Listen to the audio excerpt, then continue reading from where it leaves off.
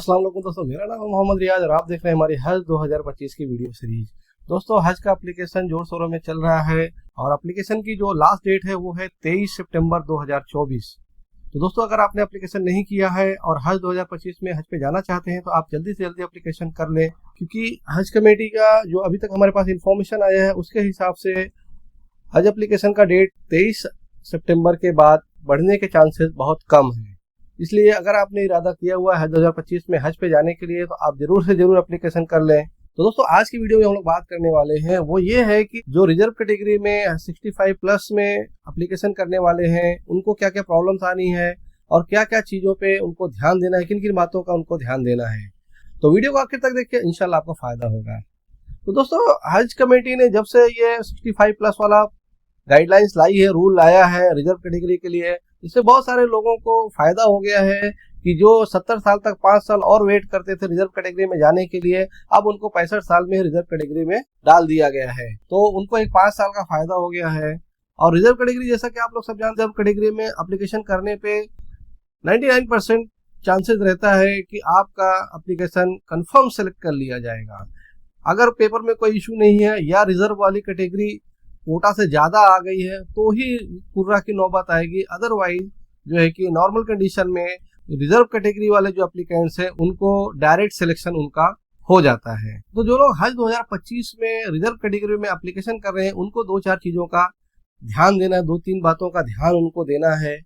वो सबसे बड़ी बात यह है कि अगर आप जो है कि 65 प्लस और रिजर्व कैटेगरी में एप्लीकेशन कर रहे हो तो आपके साथ जो को एप्लीकेंट यानी आपका कंपेनियन बन के जो बंदा जा रहा है, जेंट्स या लेडीज जो भी जा रहा है, उसको अगर किसी भी कंडीशन में वो जो है कि कैंसिल करता है अपना पोजीशन, अपना सीट कैंसिल करता है, तो अगर कंपेनियन कैंसिल करता है तो रिजर्व कैटेगरी वाले का पूरा कवर ही कैंसिल हो जाएगा, क्योंकि बिना कंपेनियन को आपको अलाउ नहीं किया जाएगा। उसी तरीके से उसके बरक्स अगर हम लोग देखते हैं, उसके उल्टा हम लोग देखते हैं कि अगर 65 प्लस वाला जो हाजी है रिजर्व कैटेगरी में वो तो जा रहा है, लेकिन जिसने कंपेनियन के लिए फॉर्म भरा था, जो उसका कंपेनियन था, वह किसी रीजन से अगर वो कंपेनियन कैंसिल करता है तो विदाउट कंपेनियन 65 प्लस वाले को जाने नहीं दिया जाएगा। उस कंडीशन में भी उसका फॉर्म कैंसिल कर दिया जाएगा। तो ये आपको बहुत ज्यादा ध्यान देना है कि कंपेनियन ऐसा सेलेक्ट करें कि जो है कि उसको कोई प्रॉब्लम ना होने पाए, वो किसी भी रीजन से कैंसिल ना करे। अगर वो कहीं कैंसिल कर दिया तो हज कमेटी का जो सिस्टम है, आप फिर उसकी जगह पे किसी दूसरे को जो है कि अप्लाई नहीं कर सकते हैं। एक बार जो फॉर्म हो गया, जो सिलेक्शन हो गया, बस वही रहता है। ये नॉन ट्रांसफरेबल सिस्टम रहता है, अहस्तांतरणीय, मतलब ये किसी को सीट दी नहीं जा सकती है। आपका सीट है, आप जा रहे हैं नॉर्मल कंडीशन में, जिस तरह से आपने फॉर्म भरा है तो ठीक है। अगर आप किसी वजह से नहीं जा पा रहे हैं तो आपकी सीट किसी दूसरे को आपके कहने पे नहीं दी जाएगी, या फॉर्म में आपके कोई कवर में चेंजेस किसी भी कीमत में अलाउ नहीं किया जाएगा। फिर वो जो वेटिंग वाले रहेंगे वो सीट उनको दे दी जाएगी, लाइन से, सीरियल नंबर से, जिसका पहला वेटिंग में नंबर रहेगा उसको दे दिया जाएगा। लेकिन आपको किसी दूसरे कंपेनियन को सिलेक्ट करना है या किसी दूसरे 65 प्लस वाले को सिलेक्ट करने को, बदलने का कोई भी रास्ता नहीं है, कोई भी तरीका नहीं है। किसी भी कीमत पे उसको जो है कि अलाउ नहीं किया जा सकता है। तो अगर कोई आदमी इस तरह से फॉर्म भर रहा है कि बाद में हम कंपेनियन को कैंसिल कर देंगे और हम चले जाएंगे, या कंपेनियन जो है कि किसी 65 प्लस वाले का सहारा लेकर रिजर्व कैटेगरी में फॉर्म भर रहे हैं, फैमिली वाले हैं, 2-3 लोग हैं, और उसका कंपेनियन किसी भी वजह से अगर और वो 65 प्लस वाला चाहे कि कैंसिल कर दे और बाकी 3 लोग चले जाएं, तो उस कंडीशन में आप लोग नहीं जा सकते हैं। जो रिजर्व कैटेगरी है उसमें ऑप्शन ही 2 का है, या तो 2 लोग जाएंगे या तो 4 लोग जाएंगे। अगर 2 लोग जाएंगे तो एक कंपेनियन रहेगा और एक रिजर्व कैटेगरी वाला रहेगा। 4 लोग जाएंगे तो 2 कंपेनियन रहेंगे, 2 रिजर्व कैटेगरी वाले रहेंगे। तो अगर जैसे कि 4 लोग जा रहे हैं और एक कंपेनियन कैंसिल कर रहा है तो उसके साथ के जो रिजर्व कैटेगरी वाले 65 प्लस वाला है, हाजी है, उसको भी कैंसिल कर दिया जाएगा। उसमें सिर्फ जो 2 लोग बचेंगे, हाजी और दूसरा कंपेनियन, वो लोग जा सकेंगे। उसमें भी कंडीशन ये है कि अगर वो लेडीज और जेंट्स होंगे तो, क्योंकि जनरल जो कैटेगरी है लेडीज विदाउट मेहरम के अलावा वाली, उसमें कोई भी लेडीज अकेले नहीं जा सकती है, उसके लिए उसका मेहरम होना जरूरी है। तो रिजर्व कैटेगरी में 2 लेडीज भी नहीं जा सकती हैं, जबकि उनको एक 65 प्लस है और एक उनकी कंपेनियन है, लेकिन अगर उसमें कोई कवर में जो है कि कवर हेड मेल और उनका महरम नहीं है तो भी वो नहीं जा सकते हैं। तो ये सारी कंडीशंस आपको ध्यान में रखना है। उसी तरीके से जनरल कैटेगरी में भी एक कंडीशन ये है कि अगर किसी भी वजह से 3 लोगों ने या 4 लोगों ने फॉर्म भरा हुआ है, उसमें जो है कि जो कवर हेड है मेल है वो कैंसिल करता है और बाकी की अगर 3 औरतें बचती हैं या 2 औरतें बचती हैं तो सिर्फ औरतें जो है कि जनरल कैटेगरी में नहीं जा पाएंगी, उनका जो है कि एप्लीकेशन कैंसिल कर दिया जाएगा। जनरल कैटेगरी में औरतों के लिए महरम होना कंपलसरी है, चाहे वो 18 से 60 साल की उम्र की हो तो भी। तो ये बहुत ज्यादा ध्यान देने वाली बात है कि अगर आपका कंपेनियन जो है कि चेंज हो रहा है, चेंज होने की कंडीशन में है, सही तरीके से अगर वो तैयार नहीं है, उसको आपने सिर्फ हज कमेटी का फॉर्म भरने के लिए किसी तरह से तैयार किया है और अगर उसका ये है कि कहीं जाके वो कैंसिल कर सकता है, तो आप ध्यान रखें कि आपकी सीट भी कैंसिल हो जाएगी। इसलिए आप अपना कंपेनियन महरम बहुत ध्यान से सेलेक्ट करें। और जनरल कैटेगरी में एक और कंडीशन है कि अगर एक लेडीज जा रही है जो फर्स्ट टाइमर है और कोई बंदा उसका महरम बन के जा रहा है, वो रिपीटर है, सेकंड टाइमर है, तो इस कंडीशन में जनरल कैटेगरी में ये मर्दों के लिए छूट है कि अगर बाकी सब लोग भी कैंसिल कर दे तो भी एक मर्द अकेले भी हज कमेटी से हज कर सकता है। लेकिन अगर वो रिपीटर है तो अगर जिसका वो महरम बन के जा रहा है, जिसकी वजह से उसको छूट मिली है जाने के लिए, अगर वो लेडीज कैंसिल कर रही है तो रिपीटर का भी जो है कि सीट कैंसिल हो जाएगी, वो अकेले फिर नहीं जा पाएगा। तो ये भी एक चीज आपको ध्यान देना है जनरल कैटेगरी वालों के लिए। अल्लाह न करे कोई एक्चुअल जो पोजीशन आ जाती है और जो रियल कंडीशंस हो जाती है, कोई मुसीबत कोई परेशानी आ जाती है, तो उसको तो कोई टाल नहीं सकता, अल्लाह की मर्जी है।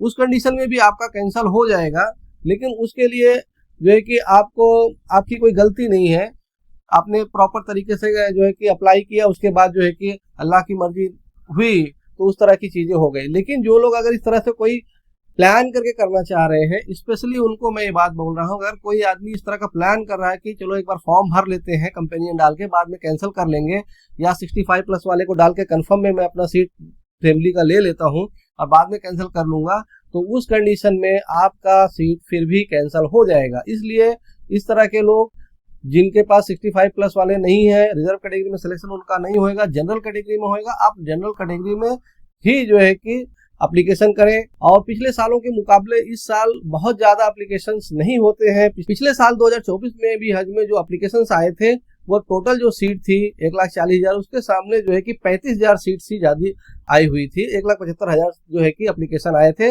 जिसमें भी लगभग 15,000 जो है कि एप्लीकेशन जो है कि वेटिंग वालों को मिल गए थे, तो वो भी निकल गए थे। मतलब जो 35,000 वेटिंग था उसमें से लगभग 15,000 सीट वो भी निकल गई थी। तो बहुत कम लोग बचे थे जिनका सिलेक्शन नहीं हुआ, लास्ट तक नहीं जा पाए। तो इसलिए बहुत सारे लोग अब रिपीटर्स हो गए हैं और जो है कि प्राइवेट में जाना चाहते हैं, अच्छी फैसिलिटीज लेके जाना चाहते हैं, जिनके पास पैसा वगैरह है, तो वो लोग जो है कि हज कमेटी से अभी फॉर्म नहीं भरते हैं, कम लोग फॉर्म भरते हैं। तो इस कंडीशन में आप जो जनरल में ही करिए, इंशाल्लाह आपका सिलेक्शन हो जाएगा। और जनरल में जब आपका सिलेक्शन हो जाएगा और आप जनरल कैटेगरी वाले ही है, उसी कैटेगरी में फॉल करते हैं, तो आपको इंशाल्लाह कोई प्रॉब्लम, कोई कॉम्प्लिकेशन नहीं होगी। लेकिन अगर गलत तरीके से कोई भी फॉर्म आपने भरा और बाद में उसमें कुछ प्रॉब्लम्स आ गई, तो आप समझ लीजिए इस कंडीशन में आपका फॉर्म पूरा का पूरा कवर जो है कि कैंसिल कर दिया जाएगा। तो ऐसी कंडीशन में आप किसी भी तरफ के नहीं होंगे, फिर आप न जनरल में जा सकते हैं और न किसी दूसरे तरीके से। फिर आपके पास एक ही चांस रहेगा, अगर आपको जाना है तो आप प्राइवेट से जाए, अदरवाइज हज कमेटी से नेक्स्ट ईयर ही आप ट्राई कर सकते हैं। तो ये चीज बहुत ही ध्यान में देने वाली चीज है, इसको ध्यान में रखिए और इस हिसाब से आप लोग अप्लाई करिए। और जैसा कि पिछली वीडियो मैंने बताया हुआ, तो सर्कुलर नंबर 5 आ गया, जिसके तहत हज कमेटी ने, मिनिस्ट्री ऑफ माइनॉरिटी अफेयर्स ने और मिनिस्ट्री ऑफ एक्सटर्नल अफेयर्स ने मिलकर जो है कि एक जो सर्कुलर दिया हुआ है, गाइडलाइन दिया हुआ है पासपोर्ट ऑफिसर्स में। बहुत सारे लोग जिनका पासपोर्ट नहीं आया था, तो वो आप ध्यान रखिए कि सर्कुलर नंबर 5 जो है उसका प्रिंट आउट लेके आप अपॉइंटमेंट में जब जाए तो भी, और अगर पुलिस वेरिफिकेशन में जा रहे हैं तो भी, वो सर्कुलर नंबर 5 का कॉपी जरूर से जरूर आप जो है कि साथ में लेके जाएं और वो जो है कि ऑफिसर को वहां जरूर बताएं कि देखिए हमारा हज का ये फॉर्म है और हमको जो 23 सितंबर 2024 तक फॉर्म भरना है, तो आप जो है कि इसके हिसाब से हमको ऐसा कीजिए कि हमारा जो है कि पासपोर्ट 22-21 तक जो है कि आ जाए। मतलब जो फॉर्म का डेट है उससे 1-2 दिन पहले तक आ जाए, जिससे हम लोग एप्लीकेशन कर पाए। और किसी को अगर किसी तरीके से वैलिडिटी का मसला है। जैसे किसी बहन ने मुझे कॉल किया था कि उनके फादर का कुछ लीगल डिस्प्यूट है, उनके ऊपर केस वगैरह है किसी भी वजह से, तो उनको जो है कि पासपोर्ट ऑफिस वाले पासपोर्ट नहीं इशू कर रहे हैं, और उसमें भी उन्होंने जो हलफनामा वगैरह कोर्ट से लेके दिया है उसके साथ में भी वो जो है कि सिर्फ 1 साल के लिए पासपोर्ट इशू करने को तैयार है। वो हलफनामे कोर्ट के जो है कि हलफनामे के साथ में उसके जो है कि एफिडेविट के साथ में भी 1 साल का जो है कि सिर्फ देने को तैयार है। अगर हम आज की डेट से पकड़ते हैं कि 13 सितंबर या 14 सितंबर से 1 साल पकड़ते हैं, तो 14 सितंबर 2025 तक का ही उनका जो है कि पासपोर्ट वैलिड होगा। इस कंडीशन में वो हज कमेटी को अप्लाई नहीं कर सकते हैं। तो ऐसा कोई कंडीशन है तो मैंने उन बहन को भी मतलब ये एडवाइस किया, और उनको मैंने जो है कि ग्रुप में कॉपी भी सर्कुलर का भेज दिया है। तो आप जो है कि सर्कुलर की कॉपी जरूर लेके जाएं। किसी के साथ अगर इस तरह का कॉम्प्लिकेशन है, कोई प्रॉब्लम है, तो आप जो है कि ये सर्कुलर की कॉपी जरूर लेके जाएं। उन्हें ये बताएं, कन्विंस करें कि आप जो 1 साल का अगर हमको दे रहे हैं तो हमको ये 15 जनवरी 2026 तक का कम से कम दीजिए, क्योंकि उसके अलावा हम जो है कि एप्लीकेशन नहीं कर पाएंगे। 1 साल का पासपोर्ट लेके भी हमारे किसी काम का नहीं है। तो आप जो है कि इस तरह का कोई कॉम्प्लिकेशन है, अगर आपको कोई केस वगैरह है, लिटिगेशन वगैरह है, तो आपको अगर लिमिटेड टाइम के लिए पासपोर्ट मिल रहा है तो उनको ये सर्कुलर दिखा के बताएं कि हमको कम से कम 15 जनवरी 2026 तक की वैलिडिटी वाला पासपोर्ट आप दें, जिससे हमारा हज का काम हो जाए। उसके अलावा चाहे पासपोर्ट रिवोक हो जाए, जो मर्जी हो जाए, हमको हज जाके आना है, हज पे जाके आना है। तो आप जो है कि ये सर्कुलर आपको सब जगह काम आएगा, पुलिस वेरिफिकेशन में काम आएगा, पासपोर्ट ऑफिसर्स में काम आएगा, और भी कोई इस तरह से मसला होएगा जहां पे आपको छूट नहीं मिल रही होगी हज पे जाने के लिए, कोई इशू होएगा, कोई केस होएगा जिसमें जैसे बहुत सारे लोगों को जो है कि केस में मंथली या जो है कि ईयरली या 6 मंथली रिपोर्ट करना होता है, कोर्ट में जाके हाजिरी वगैरह लगाना पड़ता है, पुलिस ऑफिस में जो है कि हाजिरी वगैरह लगाना पड़ता है। तो वो लोग भी ये अगर हज पे जाना चाह रहे हैं तो ये सर्कुलर लेके जाएं, और उनको ये बताएं कि ये सर हमको जो है कि ये हज के लिए इतने दिनों के लिए हमको छूट चाहिए, और उसके बदले में आपको जो है कि एफिडेविट वगैरह जो देना पड़ता है, जो लिखित देना पड़ता है, वो दीजिए, और इंशाल्लाह आपका काम हो जाएगा। तो ये लीगल मैटर में भी आप इस तरह से कर सकते हैं, जिससे आपका हज का काम इंशाल्लाह अल्लाह की मर्जी होगी तो हो जाएगा, और हज पे आप जाके आ सकेंगे। तो दोस्तों ये थी आज की वीडियो रिपीटर्स वगैरह के बारे में, रिजर्व कैटेगरी में कंपेनियन को क्या क्या ध्यान देना है, किस तरह से कंपेनियन सेलेक्ट करना, उसके बारे में। उम्मीद करते हैं वीडियो आपको पसंद आई होगी। वीडियो को लाइक करें, शेयर करें, हमारे चैनल को सब्सक्राइब कर लें, हमारे व्हाट्सएप ग्रुप को जरूर ज्वाइन कर लें, जिसमें आपके सवालों के जवाब दिए जाते हैं। इस वीडियो में बस इतना ही। अपना ख्याल रखिएगा, मिलते हैं अगली वीडियो में। अस्सलाम वालेकुम।